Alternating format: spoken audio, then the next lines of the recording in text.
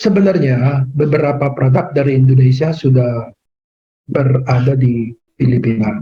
Pertama-tama itu extra juice. Kalau kita ke 96,9 pelosok FM. itu sudah ada brand seperti tangan itu extra juice. Saya tahu bahwa itu dari Kalbe kan gitu.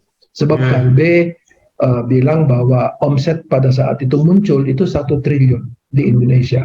Dan di Filipina mereka sudah at least 10 million US annually omset. Kedua, Kopiko dari PT Mayora mengalahkan Nestle kopi di Filipina. Sekarang omset mereka di sini mungkin 3-4 triliun di Filipina sekarang. Very big.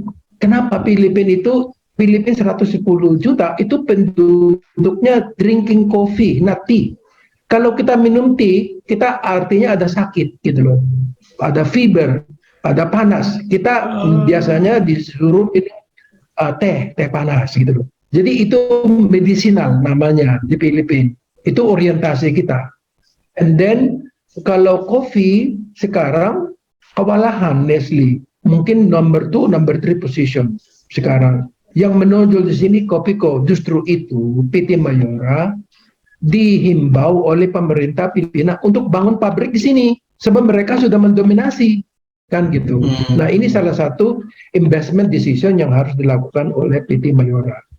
Kalbe itu beberapa produk OTC sudah beredar di Filipina sebenarnya terus teranglah. So jadi saya sebenarnya merasa bangga dengan prestasi Indonesia. Diam-diam tapi sudah beredar internasional kan gitu. Even Tires, the famous tires brand in Jakarta is already also dominating the market in the Philippines kan gitu.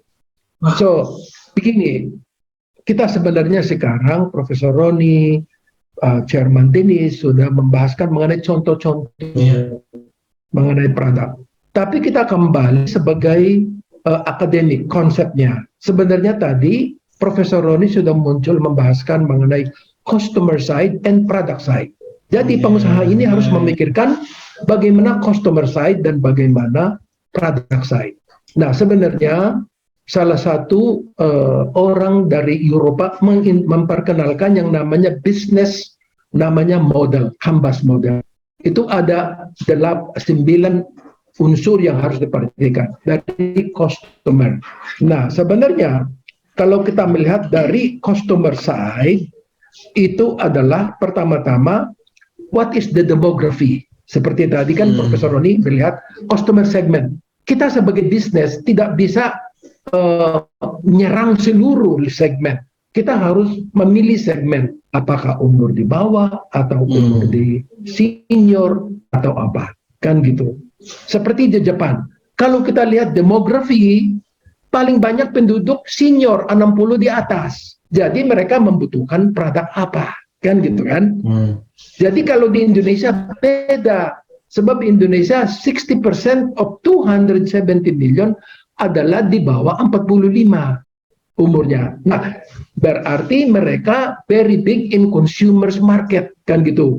Beli television, beli handphone, beli sepeda motor, bla bla bla. Kalau senior itu beda, mereka kebutuhan beda. Itu namanya market customer segment, and then apa sebenarnya yang value proposition, and then the channels. What channels are we going to do? Kan gitu. Bagaimana networking kita? You see, seperti tadi dijelaskan, oh ada gereja, ada agriculture, 96,9 tapi what's the FM. network with the other gereja? Sebab penduduk di tempat yang lain membutuhkan tomato and other product.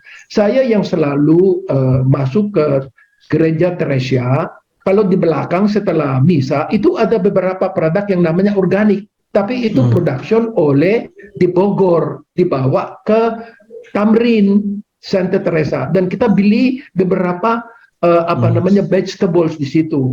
Harganya lebih murah daripada kita pergi ke Total, kan gitu kan, atau fruit stand. So inilah, jadi networking ini dari segi customer harus diperhatikan, kan gitu, supaya bisa melihat. The product side, of course, the quality harus maintain. Masalahnya production itu bagus di provinsi, hanya tidak ada cold storage. Seperti tomato, how many hours or days itu bisa namanya perishable. Tapi kalau ada cold storage, bayangkan in Amerika, kalau kita lihat di mall, semuanya fresh. Padahal tomato itu sudah 2 weeks. Because mereka measure the temperature, the cold storage, etc. Everything looks fresh. But itu sudah imported 1 week ago. Kan gitu kan? Jadi ada namanya tadi Profesor Roni bilang bahwa harus ada investment on the facilities sebenarnya. Cold storage, dan transportation. Ini adalah investment. Kan gitu kan? So, jadi pengusaha ini harus memikirkan bagaimana bisa mendekati para customer segmentnya. Nah, inilah sebenarnya salah satu yang akan kita belajar dari dialog ini is conceptually customer and product harus kita lihat, dan apa sebenarnya segmen-segmen yang kita harus perbaiki supaya kita bisa sukses in the market. Terima kasih banyak.